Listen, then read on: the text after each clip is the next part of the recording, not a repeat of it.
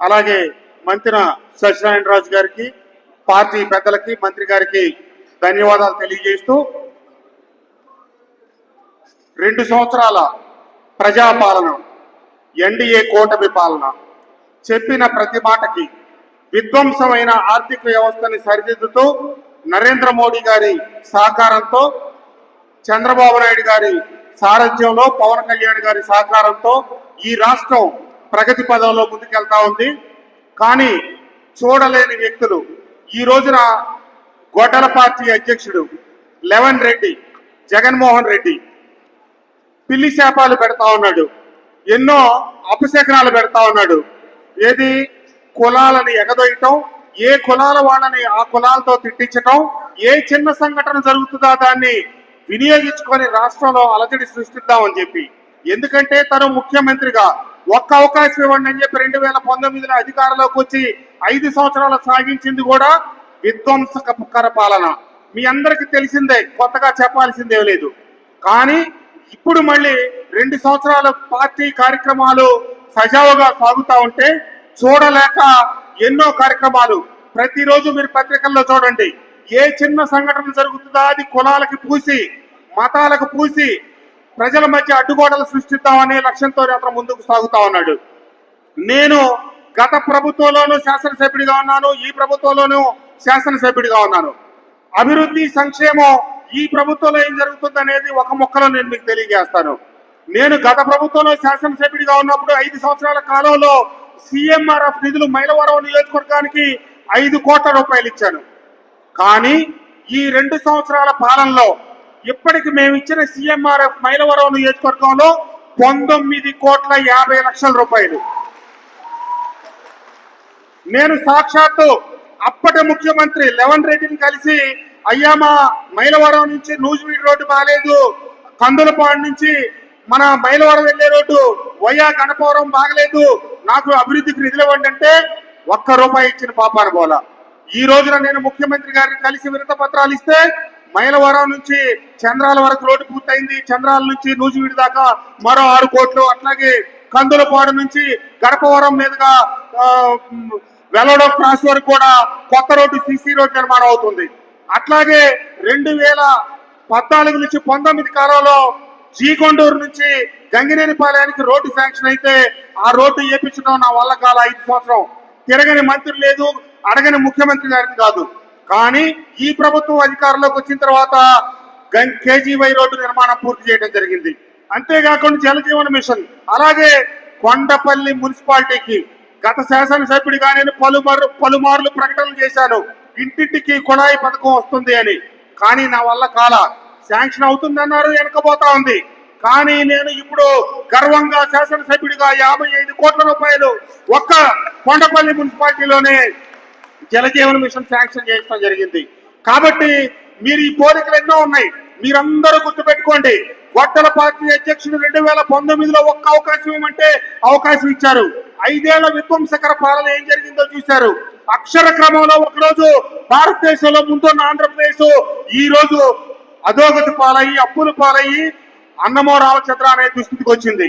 కానీ దార్శనికులు చంద్రబాబు నాయుడు గారి నాయకత్వంలో ఒక్కొక్క అడుగు ముందుకేస్తూ లక్షల కోట్ల అప్పులకు వడ్డీలు కట్టుకుంటూ అభివృద్ధి, సంక్షేమ కార్యక్రమాలు, ఇచ్చిన హామీలు ఒకటొకటి ఒక క్రమ పద్ధతిలో ముందుకు తీసుకెళ్తా ఉన్నారు. మనమందరం కూటమి కుటుంబ సభ్యులు గుర్తుపెట్టుకోవాల్సిన అవసరం ఉంటుంది. మనమందరం ఐకమత్యంగా ఉండాలి.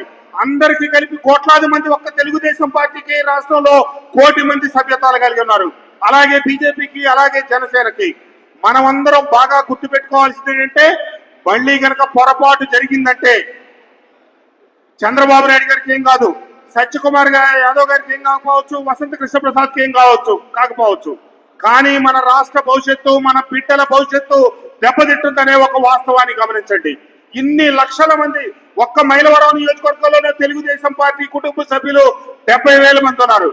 ఒకనాడు మీడియా అంటే 2 పత్రికలు, 2 ఛానల్స్ ఉండేవి. ఈ రోజున ప్రతి ఒక్కరికి ఫోను. వాళ్ళకి అందరినీ సాటిస్ఫై చేయటువంటి సాధ్యపడే విషయం కాదు.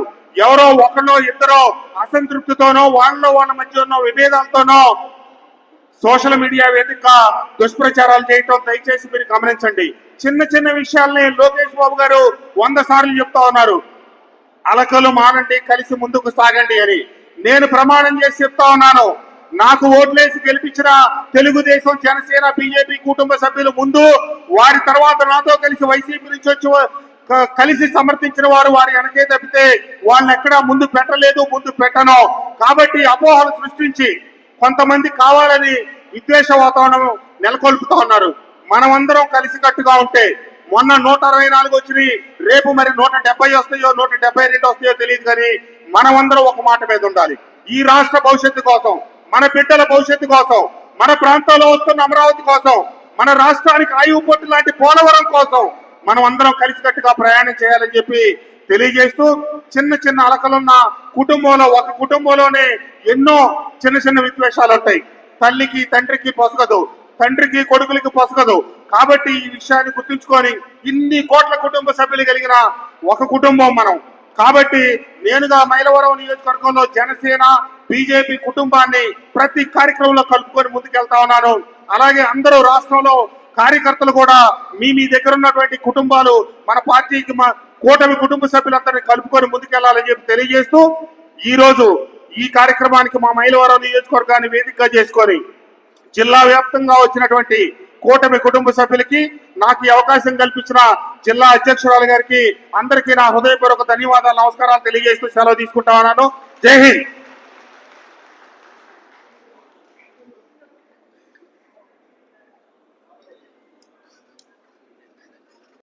అలాగే వేదిక మీద ఈనాటి కార్యక్రమానికి ముఖ్య అతిథులు చేసినటువంటి జిల్లా మంత్రివర్యులు, జిల్లా మంత్రివర్యులు, ఇన్ఛార్జి మంత్రివర్యులు సత్యప్రసాద్ గారికి, అలాగే మన పార్లమెంట్ సభ్యులు కేసీఆర్ చిన్ని గారికి, ఇక్కడ మన మైలవరంలో స్థానిక శాసనసభ్యులు వసంత వెంకట కృష్ణప్రసాద్ గారికి, అలాగే నందిగామ శాసనసభ్యులు సోదరి సౌమ్య గారికి, అలాగే జగ్గైపేట శాసనసభ్యులు శ్రీరామ్ తాతయ్య గారికి, అలాగే వేదిక మీద రాష్ట్ర జిల్లా కార్పొరేషన్ చైర్మన్లు, నాయకులు, అలాగే బీజేపీ జనసేన నాయకులందరికీ, వేదిక మీద ఉన్నటువంటి జనసేన, టీడీపీ, బీజేపీ నాయకులకి, సోదరి సోదరులందరూ కూడా హృదయపూర్వక ఎన్టీఆర్ జిల్లా విజయోత్సవ సభలో ఆకట్టుకున్న ప్రభుత్వ శాఖల ప్రదర్శనలు. ఎన్టీఆర్ జిల్లా గుంటుపల్లి నాడు రాష్ట్రంలో ఎన్డీఏ కూటమి ప్రభుత్వం 2 ఏళ్లు పూర్తి చేసుకున్న సందర్భంగా ఎన్టీఆర్ జిల్లా విజయోత్సవ సభ బుధవారం ఇబ్రహీంపట్నం మండలం గుంటుపల్లిలోని సిఏ కన్వెన్షన్ హాల్లో ఘనంగా ప్రారంభమైంది. ఈ సందర్భంగా వివిధ ప్రభుత్వ శాఖలు ఏర్పాటు చేసిన స్టాల్స్ ప్రత్యేక ఆకర్షణగా నిలిచాయి. సంక్షేమం, అభివృద్ధి కార్యక్రమాలను ప్రతిబింబించేలా శాఖల ప్రదర్శనలు సందర్శకులను ఆకట్టుకున్నాయి. వికసిత్ భారత్, ఐసిడిఎస్, పశు సంవర్ధక శాఖ, ఎక్సైజ్ అండ్ ప్రొహిబిషన్, గృహ నిర్మాణ సంస్థ, అటవీ శాఖ, విద్యాశాఖ స్టాల్స్ లో ప్రభుత్వ పథకాలు, సేవలను వివరించారు. రతన్ టాటా ఇన్నోవేషన్, ఏపీ విపత్తు స్పందన దళం, అగ్నిమాపక సేవల శాఖలు ఆధునిక సాంకేతికతను ప్రదర్శించాయి. అదేవిధంగా ప్లానింగ్, పంచాయతీరాజ్, వ్యవసాయ శాఖ, గ్రామీణాభివృద్ధి సంస్థ, పరిశ్రమల శాఖ, జల వనరుల శాఖ, మెప్మా, పర్యాటక శాఖ, నీటి యాజమాన్య సంస్థల స్టాల్స్ సందర్శకుల ఆసక్తిని రేకెత్తించాయి. స్టాల్స్ ను జిల్లా collector G Lakshmisha, MP Kesineni Sivanath, Mylavaram MLA Vasantha Venkatakrishna Prasad, NTR జిల్లా టీడీపీ అధ్యక్షురాలు గద్దె అనురాధ పరిశీలించి అధికారులతో మాట్లాడారు. ప్రజలకు అందుతున్న సేవలు, సంక్షేమ పథకాల అమలుపై వివరాలు తెలుసుకున్నారు. వివిధ శాఖల ఆవిష్కరణలు, నమూనా ప్రదర్శనలు, అవగాహన కార్యక్రమాలను ప్రజలు ఆసక్తిగా తిలకించారు. ప్రభుత్వ కార్యక్రమాలపై అవగాహన పెంపొందించడంలో ఇటువంటి ప్రదర్శనలు ఉపయోగపడతాయని పలువురు అభిప్రాయపడ్డారు.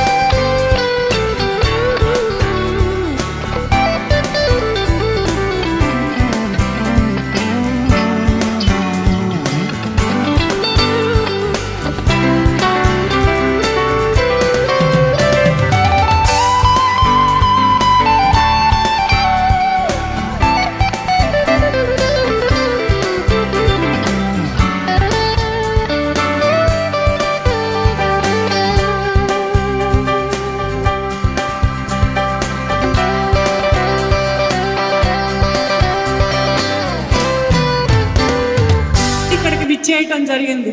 నిజంగా ఒక్కొక్కళ్ళని చూస్తే మన వ్యవస్థాపకులు నందమూరి తారక రామారావు గారు ఇక్కడికి కదిలి వచ్చారా అన్నట్టు మరి వాళ్ళందరికీ కూడా దిశానిర్దేశం చేసే ఉత్సాహం ఉండే నాయకులు, ఏనాటి నుంచో ఉన్న సీనియర్ నాయకులు చాలా మంది ఇక్కడికి రావడం జరిగింది. వాళ్ళందరినీ కూడా పేరు పేరున నా హృదయపూర్వక నమస్కారాలు తెలియజేస్తూ ఇక్కడికి వచ్చి మరి మీరు ఈ ప్రభుత్వాన్ని అధికారంలోకి తీసుకురావడానికి ఆర్థికంగా మరి ఎంత కష్టకాలంలో ఉన్నా కూడా ఇది నా పార్టీ, ఇది నా కూటమి ప్రభుత్వం, ఏం సాధించారని మీరు ఈ సంబరాలు చేసుకుంటున్నారు అని చెప్పి ఆహ్వానిస్తున్నాను. ఎందుకు ఈ సభ జరుపుతున్నాము?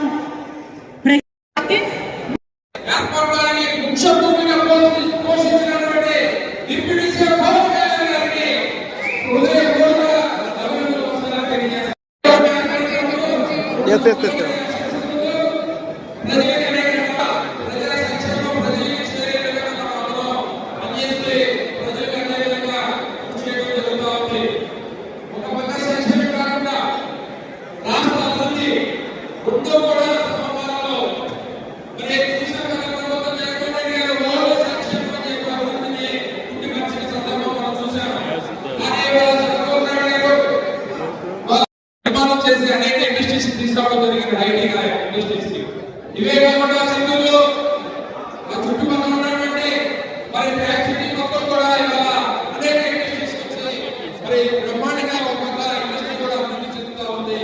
ఇవాళ అన్ని రకాలుగా కేంద్ర నరేంద్ర మోడీ గారి సహాయ సహకారాలతో బ్రహ్మాండంగా ఈ రాష్ట్రంలో ఎన్డీఏ కూటమి పరిపాలన చేస్తుందనే దాంట్లో ఎటువంటి సందేహం లేదని చెప్పి తెలియజేస్తా ఉన్నాం. అలాగే పవన్ కళ్యాణ్ గారు కూడా మరి గతంలో చూసాం మనం, ఎక్కడా కూడా నడవడానికి లేని పరిస్థితిగా గోతులన్నీ కూడా రాష్ట్రం మొత్తం ఉంటే ఇవాళ కేంద్రం నుంచి నిధులు తీసుకొచ్చి రాష్ట్రం మొత్తం కూడా ప్రభుత్వానికి ఇచ్చాము. ఆ డబ్బులు కూడా మనకు తిరిగి రావడం ఇవాళ రైతులు సంతోషపడతా ఉన్నారు. ఇవాళ అనేక సంక్షేమ పథకాలు మరి ఇవన్నీ కూడా అందరికీ తెలిసి మనం కొత్తగా చెప్పుకోవడం పర్లేదు. కానీ ఇక్కడ ఒక లోపం ఏంటంటే మనం జనరల్గా అధికారంలో ఉన్నప్పుడు నిరుత్సాహం ఉంటాం, అధికారం లేనప్పుడు ఉత్సాహం ఉంటాం. ఇవాళ మనం ఇచ్చే ఎన్డీఏ కూటమి పథకాలే చెప్పుకుంటూ ఖచ్చితంగా విఫలం అవుతా ఉన్నాం. ఇది చాలా స్పష్టంగా కనపడతా ఉంది. దీన్ని ఈ అలసత్వాన్ని వినడానికి మన నాయకులు చెప్పినటువంటి మన ప్రభుత్వాలు చేస్తున్నటువంటి సంక్షేమాన్ని మనం ఖచ్చితంగా ప్రజలకి వివరించాల్సిన అవసరం ఉంది. కొంతమంది చెప్తా ఉన్నారు, జగన్మోహన్ రెడ్డి అప్పుడు ఏదో సంక్షేమ పథకాలు ఇచ్చారు, ఎన్డీఏ కూటమి వచ్చిన తర్వాత ఆపేశారని. ఏ ఒక్క పథకం ఆగిపోవాలా? ఆ పథకాలు కొనసాగిస్తా ఉన్నాం. కొత్తగా అనేక పథకాలు తీసుకొచ్చాం. ఉచిత కోసం కొత్తగా తీసుకొచ్చింది ఉచిత. ఇవన్నీ కూడా ఒక పక్క రాజకీయంగా కులాల వారిగా మతాల వారిగా విద్వేషాలు రెచ్చగొడతా ఉన్నారు. వాటన్నిటినీ తిప్పుకొట్టుకొని మన సంక్షేమాభివృద్ధిని ప్రజలకి తీసుకెళ్లి ఈ 2000 మనమందరం పనిచేయాలని చెప్పి ఈ సందర్భంగా